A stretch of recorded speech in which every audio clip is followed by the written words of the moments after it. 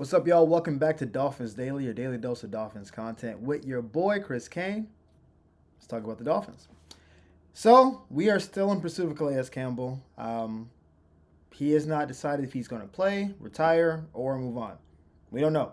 But the Dolphins today have put a qualifying offer out saying, hey, Calais, we want you to come back.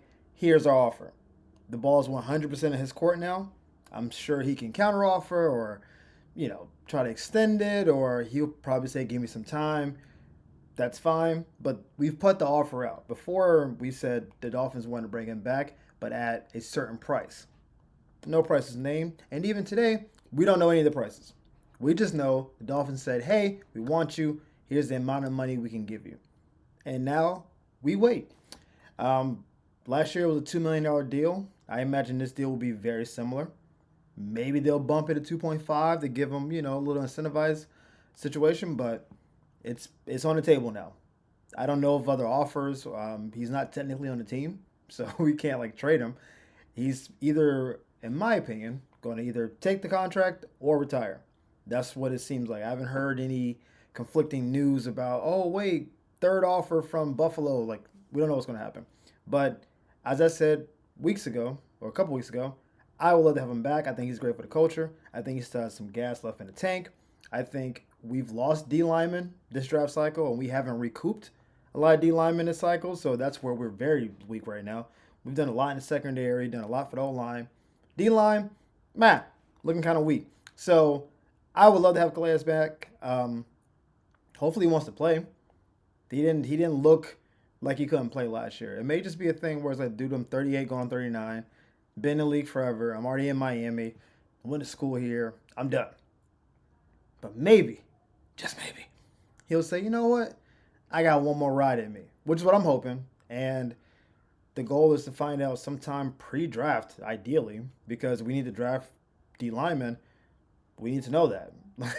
It may be a third or fourth round decision that gets bumped to a second round decision because we need somebody right now. Or if there's guys in free agency right now that we're kind of like, we'll go after you if we don't get Calais, then we need to know if he's coming back or not. So we will see. We don't have any information, but we wanted to extend the information to y'all that the offer is out there. We're waiting to hear what he says back. We'll see. Now, sometimes when you're going through the free agency thing, it's not all about who's actually a free agent.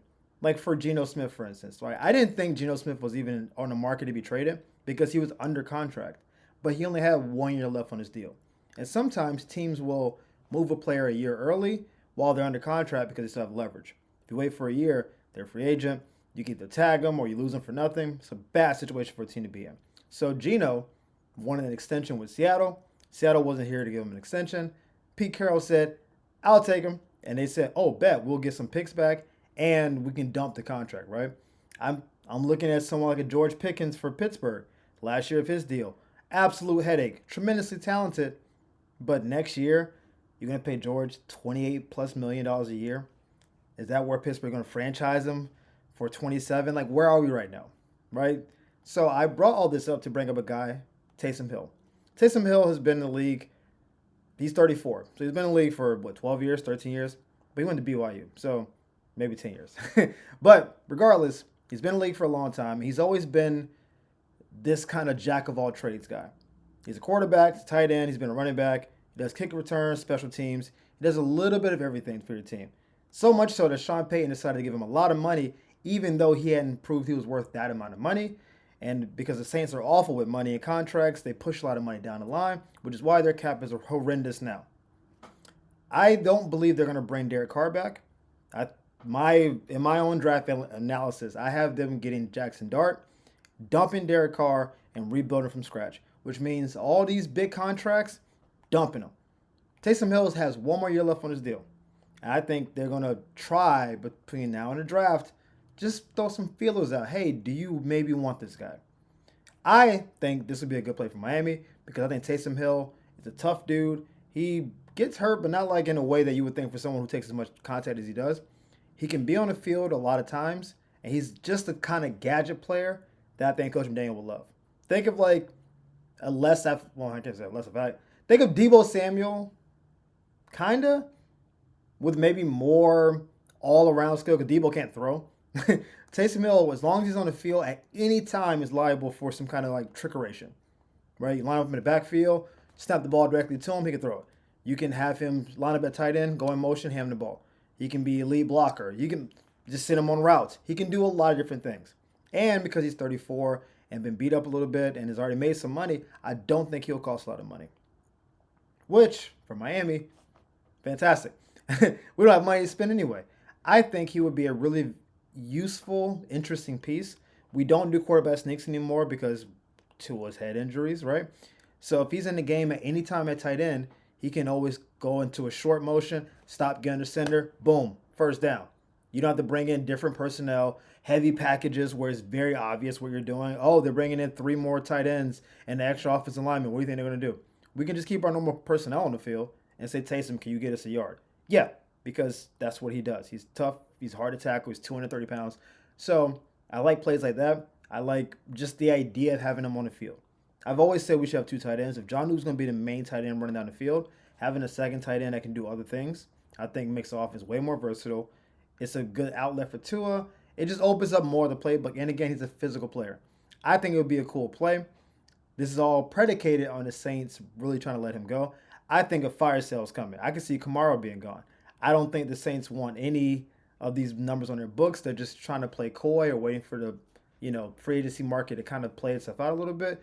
And I think you'll start seeing guys just kind of get dropped off. So there's no reporting on this. This is just keep your eyes open. So I'm saying, just keep your eyes open.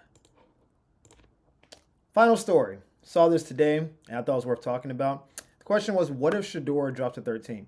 Now, let me start by saying, first and foremost, I am way higher on Shedeur than analysts are right now. I watch a lot of Bust Football. One of my clients actually just transferred out there, so now she goes to the school, so I've been a little bit more plugged into it. I watch a lot of Bust Football. I like Shedeur a lot. I don't see a lot of the notes of, oh, he can't throw, his arm's not good, and this and that. I see that he holds the ball for too long. I think he believes he's more athletic than he is, so he tries to get out of the pocket sometimes. But I see a leader. I see a guy that's tough. I see someone that's accurate. I see someone that can lead a team. That's what I see. So I'm much higher in Shedeur than a lot of people are who are like, he's not even a first-round player. Okay, whatever. I didn't think J.J. McCarthy was good last year, and he went almost top 10. So we can agree to disagree, right? But the question was, what if he drops in the draft? Which is now what most analysts are saying. Oh, man, he might fall the first round. This happens sometimes. It's usually smoke and mirrors. It's something that scouts are trying to put out there because maybe they want him to fall to their team. I know the game. I don't believe there's any scenario in the world that he falls out of the first round. If he's even close, somebody would trade from the second round back into the first like they did with Lamar Jackson and go get him. No chance. However, if he's there at 13, what does Miami do? Now, most of y'all are Dolphin fans, I assume, and you're thinking, who cares? Offensive lineman, safety, cornerback, we move on, keep going. Let's introduce this doomsday scenario. Doomsday scenario. Next year, Miami plays 17 games. Tua's healthy, Tyreek's healthy, Jalen Waddle's healthy. Chubb is back, Jalen Phillips is back. We play 8-9 win team. Miss the playoffs. Then what? You can't say run it back again because that would be absurd. We can only say it now because last year everybody was hurt. If everyone is healthy, I'm saying 15, 16, 17 games. Play the whole season out. We just don't make the playoffs. We're just simply not good enough. Then what? The team is going to have to blow up. You're paying 3 people top of the market. That's not going to work. Then you start looking at Jalen Ramsey like, hey, he's top 5 corner pay. What's that worth to us? I don't know. Start looking at O-lineman, Austin Jackson. How much you get paid? It's going to be a complete blow up. And it starts usually with the quarterback. Because we've seen Tua fully healthy for a year. We made it to the playoffs and got smoked by the Chiefs, right? Last year he got hurt. If he's fully healthy again this year and we don't make the playoffs, then we can say we've had 2 fully healthy prime years. No playoff wins. One time made it, one time didn't. And one time you made it, you didn't play well. Would the question then be, have we gone as far as we can go with Tua? I think it's a very reasonable question. Even as a Tua fan, you can't be like, nah, he'll be better next year with a 32-year-old Tyreek, an older Jalen Waddle.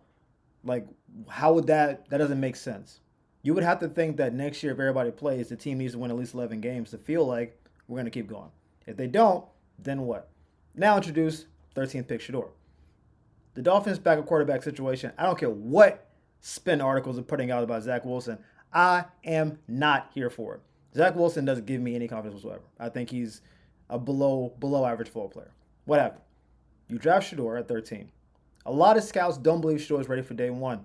Fair enough. You get to sit back and just watch the offense. We all believe Mike McDaniel to be an offensive genius. So whatever the offense is, whatever quarterback you have, you assume he'll adapt the same system to them. Shedeur's biggest attribute is his accuracy. He's taller than Tua. He's heavier than Tua. He's more athletic. He doesn't have concussion issues, and he's arguably as accurate. What does Tua do better than Shedeur? He might see the field and register the information faster, but that's something you can also learn and grow in. But if you're saying we need someone behind the center that can make quick reads and quick throws, he can do that. But here's the beauty. You reset the salary cap. You reset all the money. Tua's getting $53 million plus a year. You go all the way back down to like 5. The money changes everything. Now, money for the whole team opens up. Now, this next upcoming offseason, you can actually go get 1 or 2 O linemen that are maybe fortified. You can go get that corner you really like. You can go get that linebacker you like. And now you can rebuild a team. You have 4 years of cheap quarterback play to rebuild the team. Is that the worst thing in the world? I don't know if it is. I like Tua and I like Shedeur. So I'm not like pushing Tua out. But it is something worth mentioning that the perfect scenario for the Dolphins is everybody plays, we make the playoffs, and we hope to get to round 2 or 3. If everybody plays next year and we don't win and don't make the playoffs, it's blow it up time. And if you're going to blow it up, you got to have a heir apparent. Don't be Pittsburgh. Don't be a team that blows everything up and then your quarterback's gone. Now you're sitting here like, oh, I guess Mason Rudolph is our answer. Maybe Kenny Pickett. Oof. I think it's something worth considering. I don't hate the play. It would tell us that you aren't that confident in Tua, but I think it also sets you up for the future because if Tua balls out, then you have either a really good backup or a tradable piece. I don't hate the idea. I know it's going to make a lot of people mad, but I think it's not a bad idea. But as always, thank you for tuning in to Dolphins Daily. We appreciate the love and support. Thank you for the likes and subscribes. We'll see you guys tomorrow. Peace.